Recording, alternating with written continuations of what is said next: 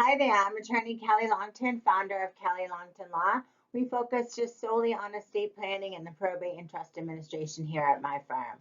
Today, I want to take you guys through a little case study and talk to you about how concerned should you be about estate tax issues. Now, if you have significant wealth, you may be exposed to future estate tax burdens that must be acted on before the Tax Cuts and Jobs Act reduces the estate tax exemption in 2026. Now, developing and implementing the right estate planning and tax strategies takes time.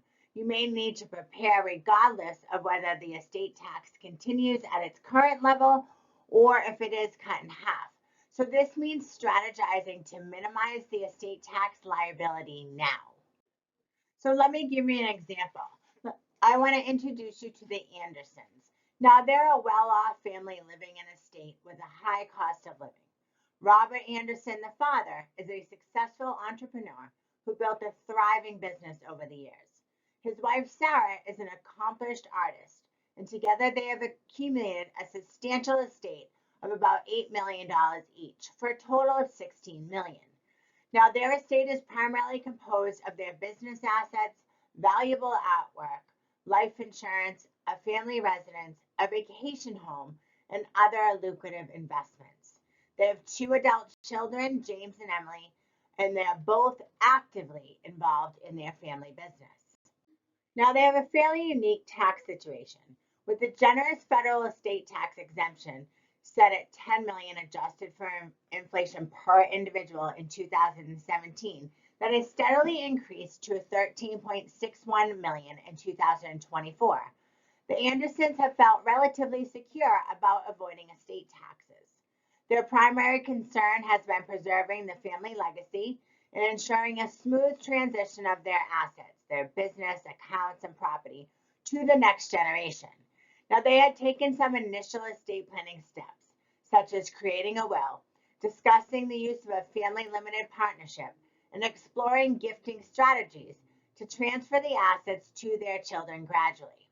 If the estate tax exemption drops to $5 million adjusted for inflation, the Andersons may face several estate tax issues that require professional advice and assistance before the end of 2025. The Andersons need to find other ways to protect their money and their property. Now, the family business represents a significant portion of the Andersons' estate, and the sunsetting of the higher exemption amount could have profound implications for its continued viability. Now, Robert and Sarah need to develop a comprehensive business valuation and succession plan now to minimize the total estate tax burden and ensure a smooth ownership transition to their children, James and Emily, later on.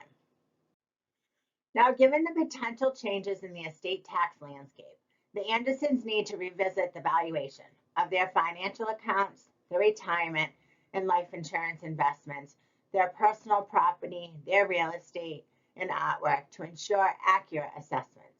They then need to determine which items will affect the estate tax calculation and any remaining exemption they have left from prior legacy planning. Now, depending on their assets' values, these items can easily put them over the potential soon-to-be lower estate tax exemption, exposing them to a 40% tax rate. Now, if you have questions about whether or not you should be concerned about the estate tax, please reach out to your qualified estate planning attorney that you're working with or that practices in the state in which you live. So I want to thank you for watching. I'm attorney Kelly Longtin, founder of Kelly Longtin Law, where we provide effective estate planning for everyday families located in Massachusetts and New Hampshire.